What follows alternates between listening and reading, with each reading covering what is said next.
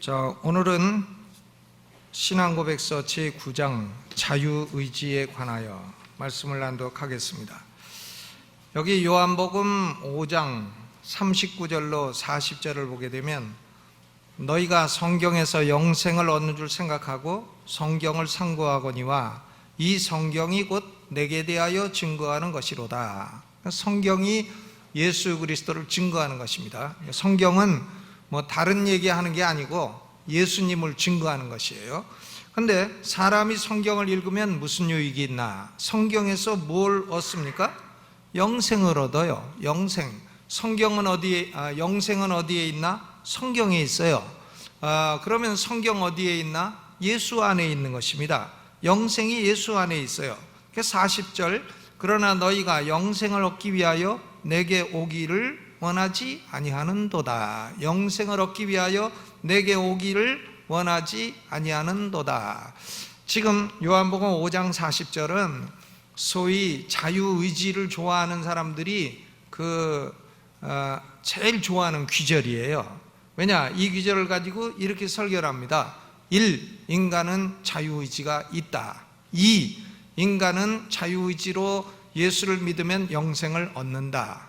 이렇게 해가지고는 영생을 얻지 못하는 이유는 자유의지를 가지고 예수께 오지 아니했기 때문이다. 이렇게 해가지고는 요한복음 5장 40절이 마치 자유의지를 가르치는 그런 본문인 것처럼 생각을 합니다. 그러나 여기 예수님이 말씀하신 이 내용은 뭔가 하면 첫째로 예수 안에 영생이 있다, 이 말씀을 하는 것이고요. 둘째로 인간의 의지는 그럼에도 불구하고 예수님에게 오는 쪽으로 작용하지 않는다. 인간의 의지가 예수 안에 영생이 있다는 걸 뻔히 알면서도 인간의 의지가 영생을 얻는 쪽으로 작용하지 않는다. 그러면 인간은 어떻게 영생을 얻나? 아버지 하나님이 오게 하시면 영생을 얻게 되는 것이다. 이렇게 지금 사도 요한이 논리를 전개하고 있는 것이에요. 그러니까 똑같은 본문을 보아도 자유의지론자가 본문을 이해하는 것하고 제대로 이해하는 것하고는 굉장히 다른 것입니다.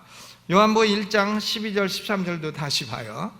12절 13절, 어떻게 사람이 영생을 얻나? 하나님의 자녀가 되나? 예수 그리스도를 영접하면 되죠. 영접하는 자 곧 그 이름을 믿는 자들에게는 하나님의 자녀가 되는 권세를 주셨다 그랬죠. 그러니까 예수님을 영접하면 하나님의 자녀가 되는 권세를 얻게 됩니다.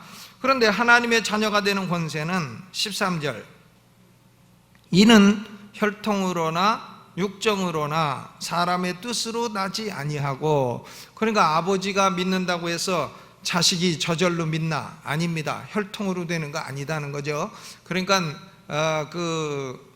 무슨 구원이라 모태신앙, 모태신앙, 어머니 뱃속에서부터 신앙 가졌다, 그런 말은 성경적인 말이 아닌 것입니다. 어머니 뱃속에서 어떻게 신앙을 가져요? 자기가 의식도 없는 게 말도 안 되는 신앙이죠. 혈통으로 어머니가 신앙이기 때문에, 모태에서 신앙 있는 어머니 모태에 있었기 때문에 신앙을 갖게 됐다. 그런 것은 있을 수 없다. 모태 신앙이라는 것은 있을 수 없다는 거예요. 혈통으로 안 되고 또 뭐로도 안 돼요? 육정으로도 안 돼. 육정으로도 안 돼. 그리고 사람의 뜻으로도 안 돼. 사람의 의지로 나지 아니한다. 그러니까 예수님을 영접하는 것이 사람의 의지로 된다고 했어요? 안 된다고 했어요? 안 된다고 했잖아요. Not will of man. 사람의 의지로 되는 것이 아니라 오직 어디서 난 자들이로다? 하나님께로서 난 자들이니라 그랬습니다. 그러니까 지금 자유의지론자들이 늘 주장하는 귀절이 요한복음 5장 40절하고 요한복음 1장 12절이에요. 그런데 이것을 아주 피상적으로 보면 인간은 자유의지가 있고 자유의지를 가지고 예수를 믿으면 구원을 받는다, 이런 걸 가르치는 것 같습니다. 피상적으로 보면 그런 것 같아요. 그러나 좀 더 그 다음 귀절을 보면 그렇지 않다는 걸 알 수가 있어요. 사람은 하나님의 은혜로, 하나님의 뜻으로 구원받게 되는 것이다, 이것을 분명히 말씀하고 있는 것입니다. 그러니까 인간의 의지가 자유스러운가 아니면은 속박되어 있는가, 죄와 마귀에 속박되어 있는가 하는 문제는 신학적으로나 실천적으로나 대단히 중요한 문제예요. 아마도 신학이나 신앙을 이해하는데 제일 중요한 관건이 이것입니다. 제가 지금까지 공부를 해온 결과로는 이 문제에 있어서 삐끗 잘못되면 나머지는 저절로 다 잘못돼요. 그러니까 인간이 자유의지를 가진 존재인가 아니면은 인간의 의지가 죄와 마귀에게 노예되어 있는 존재인가, 이 문제는 굉장히 중요한 문제입니다. 신앙에서 제일 중요한 문제예요. 이 문제에 관해서 잘못된 견해를 갖게 되면 그 사람 신앙 전체가 잘못 가기 때문입니다. 초대교회 교부 가운데 이단자 취급받는 오리겐이라고 하는 사람은 2세기 말 3세기 초에 이집트 알렉산드리아의 교부였어요. 그런데 이 사람은 인간의 영혼이 그 영계에 선재해 있었다, 영혼 선재설이라는 걸 가리켰습니다. 그러니까 내 영혼이 내가 태어나기 전에 영의 세계에 이미 존재하고 있었다, 이걸 영혼 선재설이라고 합니다. 영혼이 이미 존재하고 있었는데 인간의 영혼은 자유로운 의지를 갖고 있다 해서 이 자유의지론의 가장 대표적인 사람이 아프리카 알렉산드리아 유명한 교부였던 오리겐이라는 사람입니다. 그런데 인간의 영혼은 자유의지를 가지고 그 영계에 선재할 때에 죄에 빠졌다, 그런 말이에요. 그러니까 내가 언제 죄에 빠졌나, 영혼이 영계에 선재하고 있을 때 그때 죄에 빠졌다는 거예요. 그래가지고 그때에 큰 죄를 지은 사람은 이 세상에 좀 시원치 않은 사람으로 태어나고, 그때 좀 덜 지은 사람은 이 세상에 좀 괜찮은 사람으로 태어나고, 이런 되는 겁니다. 마치 무슨 불교 윤회설 비슷해요. 그리고는 인간의 영혼은 사람이 죽으면 영혼은 다시 떠나게 돼서 영계로 돌아가는데, 인간의 영혼은 자유로운 의지를 갖고 있기 때문에 결국은 인간은 영혼이 연옥이라고 하는 불에서 정화가 된 후에 아무도 지옥 가지 아니하고 모두 다 자유의지로 구원을 받게 된다. 이것이 오리겐 사상이에요. 그러니까 오리겐의 사상은 철두철미 자유의지론이고, 그리고 연옥설이고, 그리고 만민구원설입니다. 만민구원설, 모두 다 한 사람도 지옥 안 가고 다 자기 자유의지를 가지고 천국 가게 된다. 이게 오리겐의 자유의지론의 결과입니다. 이런 자유의지론이 결국 역사 속에 많은 사람의 사상에 계속해서 남아 있었습니다. 우리 신앙고백서 제9장도 자유의지에 관하여 이 자유의지라는 말을 사용을 하고 있습니다만은 그 내용에 있어서는 자유의지론을 옹호하고 있는 것이 아닙니다. 자유의지론이 아니에요.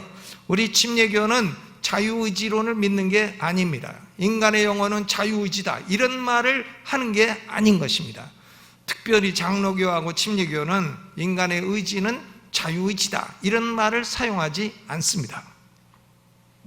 그러면 의지의 개념은 뭔가? 거기 1절이 의지의 개념입니다. 같이 읽어보시죠. 시작. 하나님은 인간에게 의지라는 기능을 주셨는데 인간은 의지의 기능으로서 자신의 선택에 따라 행동할 수 있는 본성적인 자유와 능력을 갖는다. 인간의 의지는 선이나 악을 행하도록 강요를 당하거나 또는 숙명론적으로 선이나 악을 행하도록 결정되어 있는 것은 아니다. 그러니까 의지가 뭔가 하면 선택 기능이에요. 선택 기능. 근데 인간 의지는 강요를 당하거나 아니면 결정되어 있거나 그런 것은 아니라는 것입니다. 그러면 인간의 이 선택의 기능인 의지가 결정되어 있지 않거나 강요를 당하지 않거나 하는 것은 무슨 얘기냐? 그것은 인간은 자신의 선택에 대해서 책임을 져야 되는 존재라, 이것을 말하는 것입니다. 그러니까 제1항은 인간은 자기가 선택한 데 대해서 뭘 져야 된다? 책임을 져야 되는 존재다, 그걸 말하는 것입니다. 자기의 선택에 대해서 책임을 져라. 그러나 인간이 자유롭게 선택을 할 수 있기는 하지만은 우리 신앙고백서는 인간 의지의 한계성을 주의 깊게 제시하고 있어요. 인간의 의지가 무한정 자유로울 수는 없습니다. 그렇죠? 자기가 마음대로 선택할 수 있어요. 선택할 수 있지만 무한정 자유로우냐? 그렇지 않습니다.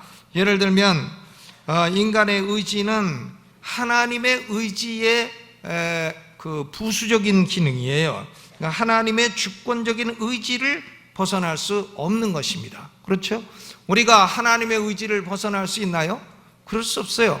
인간의 의지보다 하나님의 의지가 더 큰 것입니다. 그러니까 신앙고백서, 우리 신앙고백서 5장 4절에 보면 하나님은 섭리를 하시는데 하나님의 섭리는 천사들 뿐만이 아니라 사람들의 행위에도 제한을 둘 수가 있다. 그러니까 하나님이 인간 의지에 제한을 두면 인간 의지는 제한을 받게 된다는 것입니다. 두 번째로 인간 의지는 자신의 영혼에 의해서 제한을 받습니다. 자신의 마음의 지배를 받아요. 예를 들어서 마음이 착한 사람은 의지가 착해요. 근데 마음이 악한 사람은 의지가 악하게 되는 거예요. 마음이 악한 사람이 착한 의지를 가질 수 없어요.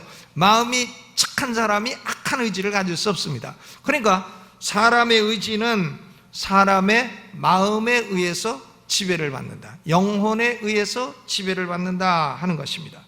마태복음 15장 18절에 예수님 말씀하시기를 입에서 나오는 것들은 마음에서 나오나니 이것이야말로 사람을 더럽게 하느니라. 입에서 나오는 것은 무엇에서 나온다고요? 마음에서 나와. 우리 입이 자유잖아요. 아무 말이나 할 수 있죠. 그러나 입이 아무리 자유라고 해도 결국은 입에서 나오는 말은 마음의 지배를 받아요. 입에서 나오는 것은 뭐에서 나온다? 마음에서 나온다. 마음에서. 인간의 의지는 단지 자기 마음이 시키는 대로 행할 수 있는 자유가 있을 뿐인 것입니다. 마음이 대장이고 의지는 쫄병이에요. 마음이 선하면 의지가 선하고 마음이 악하면 의지가 악한 것입니다. 그렇죠? 의지가 마음 자체를 막 확 바꾼다. 쫄병이 대장을 바꾼다. 그런 일은 있을 수가 없는 거예요. 마음이 대장입니까? 의지가 대장입니까? 마음이 대장이에요. 그러니까 사람의 마음은 다른 말로 하면 영혼, 인간 영혼은 죽어있는 영혼이고 죄에 묶여있는 영혼이고 또 마귀가 지배하는 영혼이고 그렇기 때문에 인간 영혼이 원죄를 쥐고 있는 전적으로 타락된 영혼이기 때문에 인간 영혼에서 선한 의지가 나올 수 없다는 것입니다. 인간 의지가 인간의 영혼으로부터 자유로울 수는 없다 이런 말이죠. 또 세 번째로 인간의 의지는 독단적으로 자유로울 수는 없어요. 외부적으로 한 가지라도 의지를 제한하는 요인이 있으면 제한을 받을 수밖에 없는 것입니다. 마태복음 5장 36절에 예수님 말씀하시기를 내가 내 머리로도 맹세를 하지 마라. 이는 내가 한 터럭도 희고 검게 할 수 없음이라. 여러분 제가 물어보죠. 이 머리카락 한 올이라도 희게 할 수 있습니까? 자유의지로? 예, 안 돼요. 나는 좀 머리 좀 했으면 좋겠는데 지금 여기 3개 흰 거 나왔고 이쪽에 2개 나왔어요. 우리 아버님 보니까 한 70대 넘어가시니까 이제 흰머리가 나오시더라고요. 80대 되니까 완전 하얘지시고. 저는 아직 하얗지 않습니다. 그런데 이거를 좀 희게 하고 싶어요. 왜? 머리 까마니까 어디 가서 대접을 못 받아. 정성택 목사님하고 어디 가면 정 목사한테 커피 먼저 나. 머리가 하얗거든. 그러니까 나는 까마니까 이게 어디 가서 대접을 못 받습니다. 그래서 내가 좀 원하는 게 있어요. 나도 머리 좀 하였으면 좋겠다. 그리고 제 차하고 어디 가면 제 차한테 항상 어른 대접하고 나는 아주 애 취급하고 그런단 말이야. 왜? 머리가 하얘니까. 그래서 제가 물 못 들이게 해요. 그냥 물 들이지 마라 그래요. 물 들여가지고 까마면은 애 취급 받으니까 그냥 하얗게 내버려둬라. 근데 나도 좀 하얘지고 싶어도 이게 되지 않습니다. 내 자유의지로 되질 않아요. 여러분 물어볼게요. 여러분이 한국 사람으로 태어난 게 자유의지로 태어나셨습니까? 아니죠. 그냥 나다 보니까 한국 사람 된 거죠. 여러분이 남자 되고 여자 된 게 자유의지로 되셨습니까? 아닌 것이죠. 나다 보니까 부모님이 그렇게 나신 거지 내가 남자가 되고 싶다 해서 남자 되고 여자가 돼야 되겠다 해서 여자 되고 그런 거 아니죠. 여러분 참 생긴 게 자유의지로 이렇게 생기셨습니까? 아니 그냥 나다 보니까 이렇게 된 거예요. 그러니까 우리 자유의지로 안 되는 게 굉장히 많습니다. 내가 내 키를 한 자나 더 할 수 있느냐? 그럴 수 없다 말씀하시잖아요. 내 머리카락 하나라도 흰 것을 검게 할 수 있느냐? 그럴 수 없다. 그러니까 인간의 의지가 무한정 자유로우냐? 그렇지 않습니다. 인간의 의지는 자기 마음이 원하는 것 정도만 할 수 있는 자유가 있을 뿐이에요. 자기 마음이 원하는 것. 그렇죠? 짜장면을 먹고 싶냐? 짬뽕을 먹고 싶냐? 그런 건 뭐 짜장면 먹든지 짬뽕 먹든지 자기 자유란 말이에요. 너는 짜장면만 먹어야 하느니라 강요받지는 않는단 말이죠. 그렇죠? 그렇기 때문에 전통적인 신앙 논쟁에 있어서 이 자유의지라는 개념하고 자율의지라는 개념은 구별을 해야 됩니다. 자유의지, free will하고 자율의지, free agency라는 개념은 구별을 해야 돼요. 자유의지라는 것은 뭔가 하면 자기가 원하면 마음대로 예수도 믿을 수 있고 마음대로 구원도 받을 수 있고 자기가 원하면 마음대로 자기가 구원에 기여하거나 공헌하거나 뭐 구원을 준비하거나 그럴 수 있다는 게 자유의지론이에요. 그러나 자율의지라는 건 뭔가 하면 인간은 의지가 자유가 있으되 자기 마음이 원하는 정도에게서만 자유가 있을 뿐이다. 그 이상의 자유는 있지 않다. 이것이 자율의지론인 것입니다. 그러니까 우리 침례교는 자율의지론을 믿는 것이지 자유의지론을 믿는 게 아니에요. 역사상 어거스틴하고 펠라기우스라는 사람이 5세기 초에 다투었어요. 근데 어거스틴은 자율의지론자고 펠라기우스는 자유의지론자예요. 그리고 로만 캐토릭하고 개신교하고 16세기 종교개혁 때 싸운 그 핵심적인 교리가 뭔가 하면 로마 캐토릭은 자유의지론자예요. 그러나 개신교 마르틴 루터와 칼빈 선생은 자율의지론자입니다. 인간의 의지는 자유가 있어도 자기 마음, 자기 영혼이 할 수 있는 한도 내에서만 자유가 있을 뿐인데 인간의 영혼은 죄와 마귀에게 종이 되어 있기 때문에 예수 안에 영생이 있다는 걸 뻔히 알면서도 예수에게로 오기를 원하지 않는 영혼을 갖고 있다. 그렇기 때문에 인간의 의지는 스스로의 의지의 결단으로 구원받을 자유가 있지 않다. 이것입니다. 그래서 마르틴 루터가 쓴 가장 유명한 책이 노예의지론이라는 책이에요. Bondage of the Will, 노예의지론. 그리고 로만 캐토릭의 종교개혁기 때 최고의 학자인 에라스무스가 쓴 책이 Freedom of the Will, 자유의지론입니다. 지금도 카톨릭하고 개신교하고 제일 부딪히는 교리가 자유의지론이냐 노예의지론이냐 이 부분인 것입니다. 이해가 가십니까? 아주 중요한 거예요. 그러니까 종교개혁은 본질적으로 자유의지론자들에 대항해서 노예의지론자들이 하나님의 은혜에 의한 구원을 강조하면서 일어난 것입니다. 여러분, 인간이 구원받는 것이 자기의 뜻으로 구원받습니까? 아니면 하나님의 은혜로 구원받습니까? 하나님의 은혜로 받는 것이에요. 그것이 개신교예요. 아멘.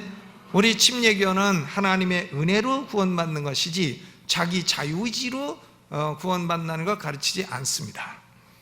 20세기에 나타난 설교가들 가운데 자유의지에 의한 구원을 열렬하게 가르친 사람이 누구냐면 빌리 그레함이에요. 빌리 그레함. 그래서 저는 빌리 그레함 좋아하지 않습니다. 그 사람은 설교를 잘해. 생기기도 잘생기고 말도 잘해. 그 사람 말 들으면 정신이 번쩍 나. 얼마나 말을 잘하는지. 그러나 진리는 아니에요. 심플리 진리가 아닙니다.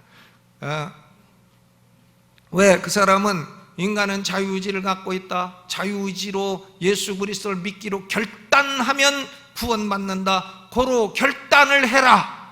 이런 스타일로 복음을 전했습니다. 그러나 옛날 루터나 칼빈이나 옛날 훌륭한 목회자들은 그런 스타일로 전한 사람 아무도 없어요.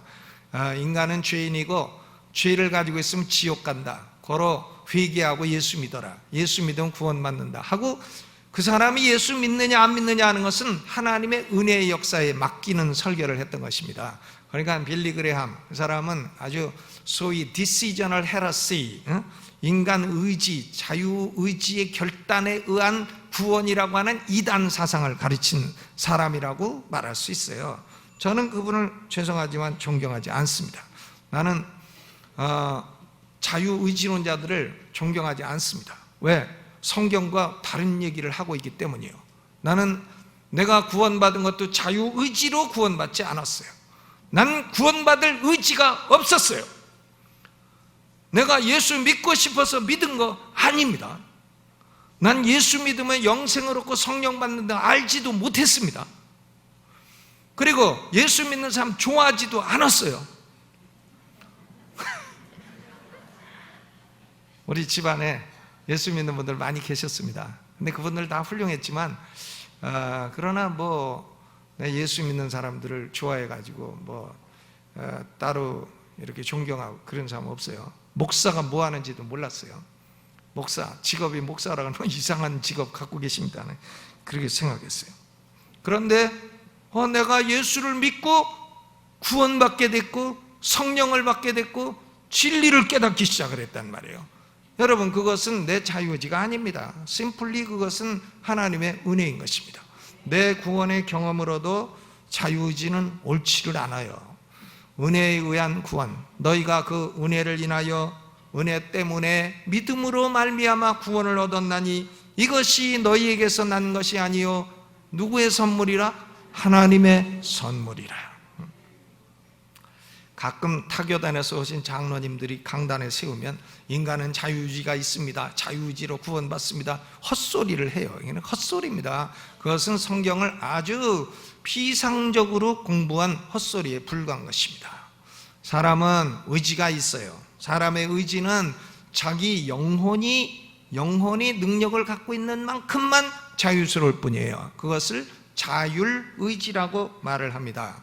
우리는 자율의지를 갖고 있지만, 그러나 우리의 자율의지는 죄 때문에 죄에 묶여있고 마귀 때문에 마귀에게 묶여있는 상태이고 고로 구원 문제에 있어서만큼은 자유스럽지 않다. 이것이 마르틴 루터와 존 칼빈 선생의 가르침인 것입니다. 우리 침례교 신앙고백서는요 2절로부터 5절 거기 다 가지고 계시죠. 인간 의지는 사중 상태가 있다. 이 어거스틴과 개신교의 분류에 따라서 인간 의지의 사중 상태를 분명히 고백했습니다. 2절 읽어봐요. 2절 시작.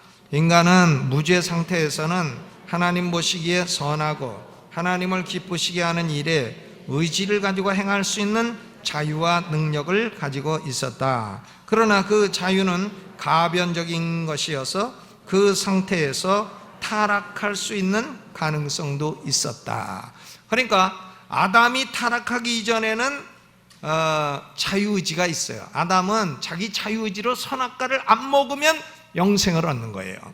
자기의 의지로 영생을 얻을 수가 있었습니다. 그렇죠?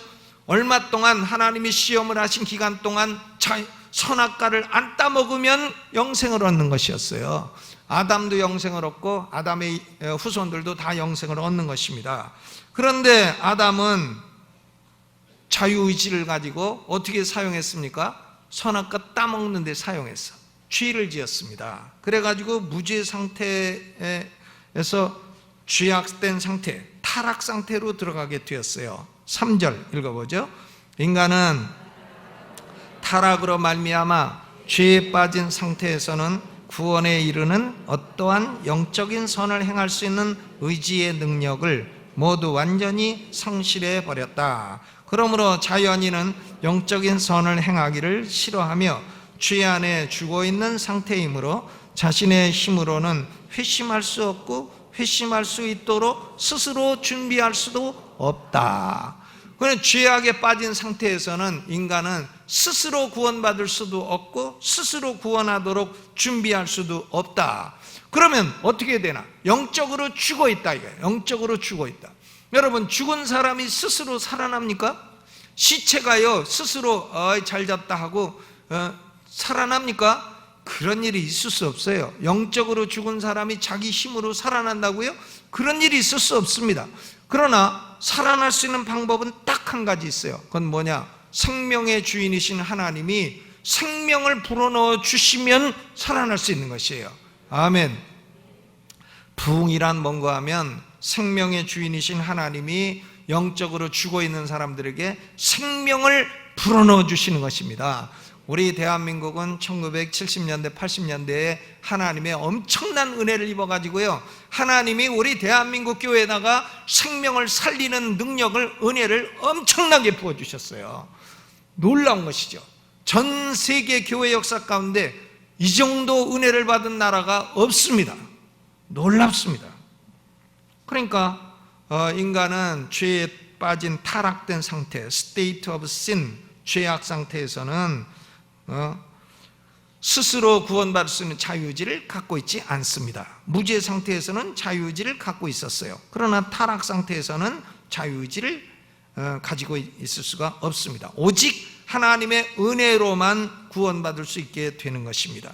그러니까 에스겔서 37장에 에스겔 보고 하나님이 어디로 가라 그래요? 그 마른 뼈가 있는 그 뜰로 가라고 하잖아요. 마른 뼈가 막 굴러다닙니다. 전쟁터였는지 무덤에 묻히지도 못하고 뼈가 막 다 살도 한 점도 없어. 짐승이 다 먹어버리고 다 말라버리고 이래가지고 마른 뼈가 막 굴러다녀. 그 마른 뼈 골짜기에 가서 에스겔 보고 거기서 여호와의 생기가 이 마른 뼈에 있으라고 설교를 하라고 해요. 아니 그것이 미친 짓이지. 뼈들 놓고 누가 설교를 합니까? 그런데 에스겔이 가서 순종합니다. 사방에서 생기의 바람이 불어 이 뼈들이 살아나라. 설교를 하니까 뼈들이 어떻게 돼? 척척척척 붙더니 막 근육이 연결되고 살이 붙더니 큰 군대가 되더라. 놀라운 일이죠. 그러니까 이 생명은 누가 준 거예요? 성령, 하나님이 주신 거예요. 하나님의 생기의 바람, 성령이 불어오면 죄악된 상태에 있는 사람이 구원받게 되고 영적인 생명을 얻게 되는 것입니다. 그게 무슨 자기 자유의지로 된다고요? 그런 일은 있을 수 없어요. 이것은 하나님의 은혜, 생명의 역사에 의해서 일어나게 되는 것입니다. 그러면 하나님의 은혜를 입어 예수 믿고 구원받은 사람은 어떻게 되나? 4절 읽어보죠. 시작. 하나님께서 죄인을 회개시키고 은총의 상태로 옮기실 때에 죄인을 죄에 묶여있던 본래의 속박으로부터 해방시켰다. 그리고 은혜에 의해서만 영적인 선을 자유롭게 의지를 가지고 행할 수 있게 하신다. 그러나 그 속에는 여전히 부패성이 남아있기 때문에 선한 것만을 완전하게 추구하지 않고 때로는 악한 것도 원한다. 이게 우리 조상들이 고백한 내용 그대로 있는 것입니다. 그러니까 은총의 상태는 하나님이 우리를 죄와 마귀의 속박에서 해방시키셨다는 겁니다. 아멘. 여러분 그렇게 되셨습니까? 그러므로 은총의 상태에서는 이제 우리가 선을 마음대로 행할 수가 있어요. 자유의지를 가진 존재가 되었습니다. 여러분 구원받은 우리는 자유의지가 있는 존재입니까? 그렇습니다. 우리는 자유의지를 갖게 되었어요. 우리는 이제 선을 행할 수 있게 되었습니다. 기도도 할 수 있고 설교도 할 수 있고 선교도 할 수 있고 또 좋은 일도 할 수가 있고 우리 속에 있는 의지가 선을 이루고자 하는 그런 의지가 생겨났어요. 그러니까 우리는 구원받은 사람은 자유의지가 있다고 말할 수가 있습니다. 그러나 우리의 자유의지는 그 죄악의 그 부패, 원죄의 부패성과 함께 공존하는 자유의지이기 때문에 우리의 자유의지가 때로는 죄로 기울기도 하고 때로는 선을 원하기도 하고 그렇습니다. 그러니까 물어볼게요. 주일 저녁 예배 때 예배 드리는 게 좋아요? 놀러 가는 게 좋아요? 네? 놀러도 가고 싶고 또 예배도 드려야 되는데 두 마음이 같이 있잖아요. 근데 이제 놀러 가버리는 사람은 이제 진 거고 예배 드리는 사람은 이긴 거고 이제 그렇습니다. 주일 저녁에는 예배를 드려야죠. 놀러 가면 안 되죠. 그러니까 우리 속에는 선을 행할 수 있는 의지와 또 선을 거부할 수 있는 의지가 있는 겁니다. 구원받은 은총의 상태에서는 자유의지가 있는 것이에요. 문제는 자유의지론자들은 죄악의 상태, 타락 상태에서도 인간이 자유의지가 있다고 말하니까 그것이 아주 잘못된 것입니다. 그러니까 그렇게 되면 구원론도 잘못되고 또 전도 방법도 잘못되고 기독교 내용의 교육도 잘못되고 다 잘못되는 것이에요. 근데 우리는 이 땅에 살 때 은총의 상태 속에 살고 갈등을 하다가, 갈등이 있어요. 때로는 죄에 넘어가기도 하고 갈등이 있습니다. 갈등이 있지만 이 갈등에서 완전히 벗어날 때가 와요. 그게 언제냐? 그것이 영화의 상태입니다. 5절 읽어보죠. 시작. 인간의 의지는 영화의 상태에 있을 때에만 전적으로 그리고 변함없이 선만을 행하는 자유를 갖게 된다. 선을 행하는 자유를 갖게 된다 그랬습니다. 그러니까 제일 중요한 것은 어떻게 인간은 타락 상태에서 은총의 상태로 옮길 수가 있나? 이것은 인간의 의지로 되는 게 아닌 것입니다. 이것이 바로 하나님의 은혜로 되는 것이에요. 그럼 누구를 죄악 상태에 있다가 하나님이 은총의 상태로 옮겨주시나? 이것은 하나님의 주권이에요. 하나님이 택한 자를 옮겨주신 겁니다. 하나님이 뜻대로 하시는 것이지 인간 뜻대로 하는 게 아니다, 그런 말씀이에요. 그렇기 때문에 하나님은 창세전에 예수 안에 택한 자들을, 죄악 상태에 있는 사람들을 은혜를 베풀어 주셔서 그 은혜로 인하여 믿음으로 말미암아 구원을 받게 하시는 것입니다. 이것이 자기에게서 난 것이 아니요 이것이 하나님의 선물이라 그랬습니다. 그러니까 구원은 혈통으로나 육정으로나 인간의 뜻으로 나지 아니하고 하나님께로서 난 자들이니라 그랬습니다. 그럼에도 불구하고 많은 사람들이요, 목사들도 자유의지론자가 많아. 목사들도요, 자유의지론자가 많습니다. 신학자들도 자유의지론자가 많아요. 그러면 왜 성경이 분명히 증거하고 있는 은혜론을 거부하고 자유의지론을 따르느냐? 그 이유는 왜 그러냐면 인간 영혼이 마귀 지배 아래 있기 때문에 그래요. 마귀 지배 아래 있고 마귀의 특징은 철저히 자기중심적이에요.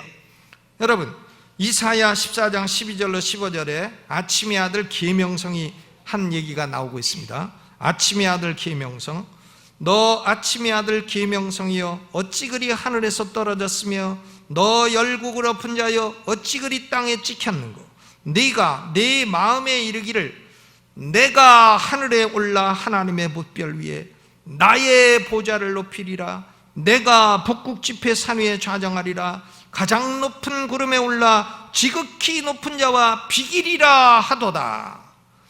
루시퍼, 이 계명성 사탄은요, 하는 말이 항상 내가 하늘에 올라, 내가 하늘에 올라 나의 보좌를 높이리라. 내가 북극 지폐 산 위에 좌정하리라. 내가 지극히 높은 자와 비기리라. 그러니까 자유의지론을 좋아하는 이유는 사람의 영혼이 자기중심적인 사탄의 지배를 받기 때문이에요. 그 다음 두 번째로는 어려서부터 잘못된 신앙교육을 받았기 때문입니다. 잘못된 신앙교육에서 나오는 편견에 사로잡히기 때문에 그렇습니다. 하나님 말씀을 피상적으로 교육하는 그런 쇠뇌 교육을 받았기 때문에 하나님의 주권과 은혜의 교리를 싫어하고 인간의 자유의지 교리를 좋아하는 것이죠. 제가 하나님의 은혜의 교리를 깨닫고 나서 미국서 목회할 때 우리 교인들을 내가 그동안에 잘못 가르쳤다고 하고 다 불러놓고 다시 가르쳤어요. 다시 가르쳤습니다. 내가 그동안 잘 몰라갖고 엉터리로 가르쳤다. 이러고선 처음부터 새로 다 가르쳤어요. 그런데 많은 사람들이 앉아있다가 나가. 왜? 목사님이 전에 얘기하던 거하고 다른 얘기한다고 나갑니다. 싫다 이거예요. 그래서 그건 내 책임이죠. 왜? 내가 잘못 가르쳐가지고 저 사람들이 편견에 사로잡혀가지고 진리를 얘기해도 안 들어가는구나. 그래도 계속 얘기했더니 나중에는 한 1년 지나니까 목사님 말씀이 맞는 것 같아요 이러더라고요. 그렇죠. 인간은 자기중심적인 존재이기 때문에 자유의지 교리가 입맛에 맞는 것입니다. 그러니까 하나님도요, 인간은 일단 자유의지를 갖고 있고 자유의지에 따라서 결단하면 하나님도 그에 따라서 맞춰주기를 원하는 것이에요. 자유의지에 따라서 움직여주는 하나님을 원하는 것입니다. 그러니까 자유의지론이 인간 입맛에 맞는 것이죠. 또 왜 그러냐? 왜 자유의지론을 좋아하나? 그것은 역사의 원동력이 인간의 뜻이 아니라 하나님의 뜻에 의해서 움직인다는 것을 망각했기 때문이에요. 잊어버렸기 때문에 그렇습니다. 다니엘서 4장 35절에 짐승 신세가 되었다가 7년 만에 제정신이 돌아온 느부갓네살 왕이 이런 말을 했습니다. 땅의 모든 거민을 없는 것 같이 여기시며 하늘의 군사에게든지 땅의 거민에게든지 그는 자기 뜻대로 행하시나니 누가 그의 손을 금하든지 혹시 이르기를 내가 무엇을 하느냐 할 자가 없도다. 하나님에게 그는 자기 뜻대로 행하시니까 손을 금하든지 네가 무엇을 하느냐 할 자가 없다 그랬어요. 그러니까 사람이 자기 뜻대로 역사가 움직여간다고 생각하니까 그런 것인데 역사는 자기 뜻대로 움직이지 않습니다. 누구 뜻대로 움직입니까? 하나님 뜻대로 움직입니다. 그러니까 우리가 이 세상에 일어난 일 가지고 너무 고민할 거 없어요. 왜? 어차피 내 뜻대로 되는 거 아닙니다. 내 뜻대로 안 된다고 해가지고 승질내고 그럴 거 없단 말이에요. 뭐는 내 뜻대로 됩니까? 내 뜻대로 안 돼도 아버지 뜻대로 이루어질 줄로 믿습니다 하고 우리는 그냥 순종하며 살아가면 되는 것입니다. 인간의 영혼은 마귀의 지배 아래 있기 때문에 자기중심적이에요. 그리고 자기중심적인 사람들에 의해서 신앙교육을 많이 받았기 때문에 하나님의 은혜보다는 자유의지론을 좋아하는 것입니다. 제가 신학교 와가지고 처음 그런 강의를 했더니 학생들이 내 강의에 막 싫어하고 어떤 사람은 몸살을 앓아. 여태까지 배운 거가 막 틀리다고 몸살을 앓고 막 그래. 하나님의 주권을 가르치니까 막 싫어합니다. 근데 어느 날 식당을 들어갔는데 학생 하나가 얘기를 하고 있어. 자기 마누라하고 막 얘기를 하는데 내 욕을 막 하는 거예요. 근데 내가 들어온 것도 모르고 내 욕을 막 하더라고요. 막 해. 그러니까 욕을 해. 이게 은혜의 교리를 가르치면 욕을 먹습니다. 내가 그걸 알았어요. 하나님이 은혜로 구원해 주신다는 걸 가르치면 사람들이 욕을 하는구나. 하나님이 우리를 택하여서 구원해 주신다는 교리를 가르치면 사람들이 욕을 한다 하는 걸 알았습니다. 그런데 그 욕을 먹은 사람이 누군가 보니까 예수님이에요. 예수님도 공생의 기간 중에요, 하나님의 주권을 가르치면 언제든지 사람들이 예수님을 떠나거나 예수님을 죽이려 했거나 그랬습니다. 요한복음 6장 65절로 66절에 가라사대 전에 너희에게 말하기를 내 아버지께서 오게 하여 주지 아니하시면 누구든지 내게 올 수 없다 하였노라 하시니라. 내 아버지께서 예수님에게 오게 하여 주시지 아니하면 아무라도 내게 올 수 없다 이런 말씀을 하니까 이러므로 제자 중에 많이 물러가고 다시 그와 함께 다니지 아니하더라. 하나님의 주권을 딱 얘기하니까 제자들이 많이 물러가고 다시는 예수님과 다니지 아니하더라. 하나님의 주권과 하나님의 은혜를 설교하면 미워합니다. 미워해. 그리고 인간의 자유의지와 결단을 강조하면 복음적이라고 칭찬합니다. 빌리 그레함 같은 사람을 복음적이라고 칭찬해요. 빌리 그레함 우리나라에 왔었잖아요. 와가지고 여의도에서 크게 하고 이렇게 했는데 난 그런 거 그렇게 감동받지 않습니다. 전혀 감동받지 않아요. 한 사람한테 설교를 들어도 진리를 들을 때에 감동이 오지 말도 안 되는 거 설교하는데 감동이 안 돼요. 근데 부산에 백영희 목사님이라는 분이 계세요. 이 백영희 목사님은 부산의 그 주일학교를 1만 5천 명을 만든 분이야. 거기 주일학교 교사들은 아침이 되면 자기 차로 1시간 동안 운행해가지고는 애들을 태워갖고 교회를 와요. 그래가지고 자기가 태우고 온 애는 자기가 가르쳐. 1학년이고 6학년이고 그냥 다 놓고 자기가 가르쳐. 그래서 어떤 교사는 아예 버스를 몰고 다녀. 그래가지고는 교사 한 명이요, 무학년제, 학년이 없습니다. 교사가 1학년이고 2학년이고 3학년이고 자기가 전도한 사람은 자기가 가르쳐. 그래가지고 한 교사가 수십 명씩 가르쳐. 이래가지고 주일학교가 1만 5천 명이 된, 여기가 유명한 백영희 목사님, 하도 그 교회가 부흥돼가지고 교단을 이루어서 백파라고 합니다. 백파. 사람들이 그분을 이단이라 하지만 이단 아니에요. 그분은 칼빈주의자예요. 강력한 칼빈주의자인데, 그분이, 제가 설교집을 쭉 읽다 보니까 그런 말이 나와. 빌리 그레함이 우리나라 와서 설교했을 때 자기가 빌리 그레함 워낙 유명하니까 주일학교 교사들을 다 데리고 올라가서 설교를 들었대. 그런데 자유의지론을 계속 설교를 하니까 그분이 자기 돌아와가지고 자기 설교집에 그렇게 썼어요. 그런 설교는 우리 주일학교 선생도 안 합니다. 그런 설교는 주일학교 선생들도 안 하는 설교입니다. 딱 쓰고. 놀라웠어요. 그러니까 그 목사님이 산에 올라가서 기도해가지고 신유은사를 받았대네. 그래가지고 병을 막 고치고, 그러니까 하나님이, 야 임마 너 쓸데없는 짓 하지 말고 다시 올라가서 기도하라 그러대. 그래가지고 다시 올라가서 기도하니까, 너 맨날 병 고치고 그런 짓 하지 말고 성도들에게 성경을 가르쳐라. 이런 말씀을 주셔갖고 나와가지고는 성경을 가르칩니다. 그 교회는 딱 남반 여반 갈라져 있어. 남자고 여자고 절대 같이 못 앉아. 남반 여반 딱 갈라있고, 그리고 웃음소리 한마디도 안 해 그분은. 그리고는 교인들이요, 목사님 설교하면 노트에다가 다 써. 그러니까 예배 중에 삭삭삭삭 소리만 나. 다 써. 그거 왜 쓰냐? 그걸 가지고 주일학교에 가르치려고 쓰는 거예요. 그걸 그대로 적어가지고는 그걸 그대로 그 주일에 자기가 버스 가지고 데리고 온 학생들에게 그대로 설교를 합니다. 그래가지고 그 교회가 1만 5천 명. 놀랍습니다. 그러니까 신학교의 그 기독교 교육학 교수들은 그런 식으로 해서 됩니까? 이렇게 다 얘기해. 근데 그분은 1만 5천 명, 전 세계에서 아마 주일학교 제일 많은 교회를 이룬 것입니다. 남반 여반 삭삭삭삭. 그래가지고 모든 성도들이 집에 가면 노트가 다 있어. 설교를 삭삭삭삭. 그리고 가끔 목사님이 너는 왜 늦게 오냐? 그러면 가로 열고 너는 왜 늦게 오냐? 이것까지 다 써놨어. 참 대단한 분이야. 그래서 저는 그분 설교 많이 읽습니다. 어떤 거는 내가 좀 좋아하지 않는 내용도 있어요. 그러나 아주 하나님의 주권과 은혜에 관해서는 아주 확실하게 설교를 해주고 있고, 나는 빌리 그레함 설교 100편을 듣는 것보다 그분 설교 한 편이 훨씬 은혜스럽습니다. 내 영혼의 edification, 교육이 되는 거예요.